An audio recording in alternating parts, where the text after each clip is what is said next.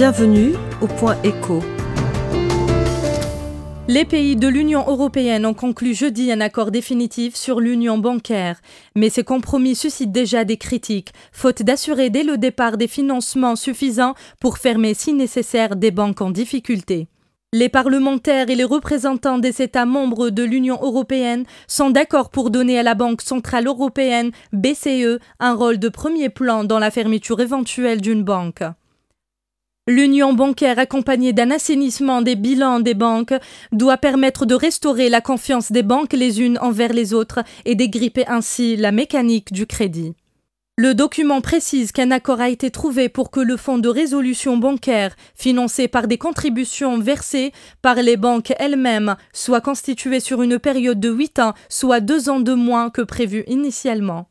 Le fonds sera progressivement abondé jusqu'à atteindre 55 milliards et 40% de la collecte seront mis en commun dès la première année, une proportion qui atteindra 70% au bout de 3 ans.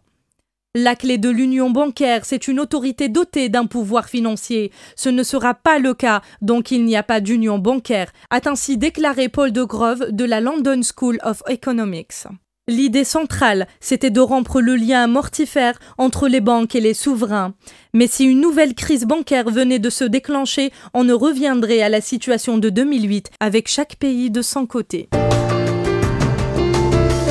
Le groupe Sonelgaz et l'américain General Electric ont signé hier à Alger un accord pour la construction d'un complexe industriel à Ain El Yagout Betna pour la fourniture d'équipements électriques devant générer 2000 MW par an. D'un coût de 300 millions de dollars, ce complexe entrera en fonction en 2017 et produira des turbines à gaz et des turbines à vapeur, des centrales thermiques et des systèmes de contrôle-commande. Les deux partenaires ont procédé à la signature de la nouvelle société en partenariat selon la clause 51%-49%. La cérémonie de signature de ce partenariat a réuni M. Boutarfa Nordin, le PDG de Sonelgaz, et M. Steve Bols, PDG de GE Power and Water. C'était le Point Écho. Restez avec nous pour la suite de nos programmes sur Beurre TV.